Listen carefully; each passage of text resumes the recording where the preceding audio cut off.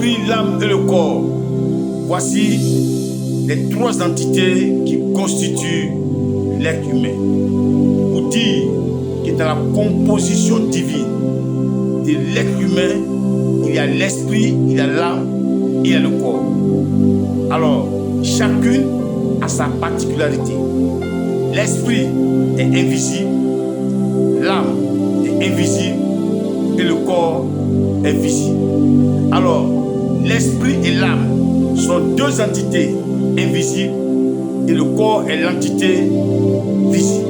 Ce sont les trois qui constituent l'être humain. Alors, il faut pouvoir comprendre comment les trois fonctionnent pour ne pas se créer des soucis ou manquer notre salut.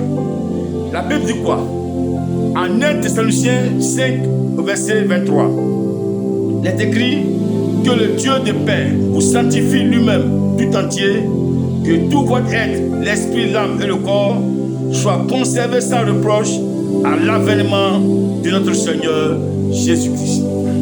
Bien-aimés, voici le veto qui a été posé concernant l'esprit, l'âme et le corps. Les trois, c'est-à-dire l'esprit, l'âme et le corps, doivent être gardés sans reproche à l'avènement du Seigneur. Ça veut dire qu'il ne doit rien se passer qui puisse nuire à notre esprit, à notre âme ou à notre corps, à l'avènement du Seigneur. Alors, ça veut dire quoi?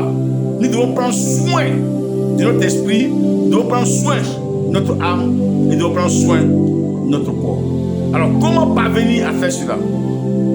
L'esprit est la portion de Dieu qui est en nous. L'esprit qui est l'entité invisible, qui est une entité invisible, est la portion de Dieu qui est en nous. Et l'âme, donc, qui doit aller au jugement, l'âme, donc, est en nous comme alors la jointure entre l'esprit et le corps. Donc, notre âme part pour le jugement. Notre âme est destinée pour le jugement. Et ensuite, le corps, lui, alors retourne à la terre, retourne à la poussière. Bien, comment parvenir donc à entretenir ces trois entités pour que nous parvenions à être sauvés? Parce que si ton esprit a problème, ou ton âme a problème, ou ton corps a problème, ce sera un très grand problème pour toi. Gloire à Jésus. C'est pourquoi je précise, pour t'interpeller dès maintenant, parce que tu es composé de ces trois entités. Tu es composé de l'esprit, de l'âme et du corps. Alors, la nourriture de l'esprit, c'est quoi? C'est la méditation de la parole de Dieu. Chaque fois que tu médites la parole de Dieu, tu prends la parole de Dieu à cœur. Chaque fois que alors tu te soucies afin de mieux comprendre la parole de Dieu, chaque fois que alors les choses, la parole de Dieu t'intéresse, alors tu as apporté de la nourriture à ton esprit. Ok. Concernant ton âme, comment ton âme est-elle nourrie? Ton âme est nourrie par la prière.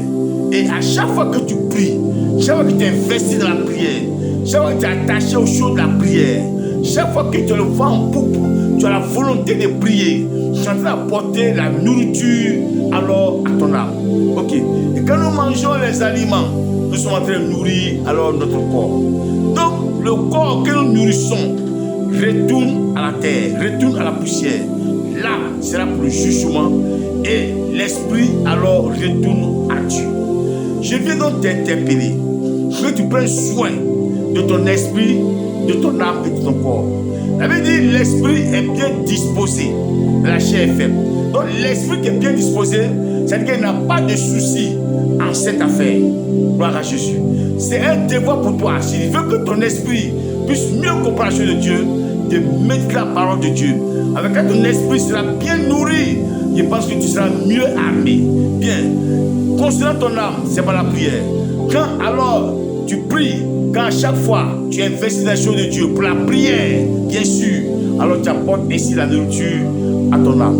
Et quand tu manges, concernant les aliments, bien sûr, tu apportes la nourriture à ton corps. Mais je veux préciser quelque chose sur le corps. Parce que, en fait, l'esprit, ok, mais l'âme aussi, je peux dire, ok, mais le corps, il y a tellement de choses qui se déroulent aujourd'hui. Quand nous voyons ces jeunes gens, alors, faire beaucoup de choses. Ces jeunes filles, c'est quand on voit ces accoutrements, ces habillements, ces piercings, quand on analyse, on voit tout ce qui est ces langues percées, on voit vraiment la pourriture, je peux dire, en quelque sorte. C'est-à-dire que les choses de mondanité vraiment envahissent notre corps. Vraiment, nous pensons que notre corps lui-même, il est en danger.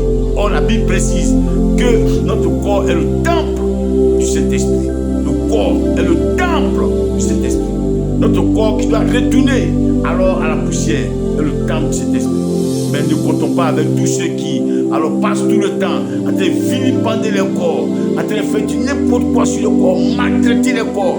D'après eux, ils sont en train de prendre soin de leur corps ici. Mais je dis non, je dis non, je dis non. Plusieurs maltraitent le corps, maltraitent ce corps-là que le Seigneur nous a donné. Et ils pensent qu'ils s'entretiennent de la sorte. Les incisions sur la peau, les tatouages sur la peau, beaucoup de choses sur le corps. Mais je dis non. La Bible dit que l'esprit, l'âme et le corps demeurent irrépréhensibles, demeurent sans reproche à l'avènement du Seigneur. Bien-aimés, que Dieu nous bénisse.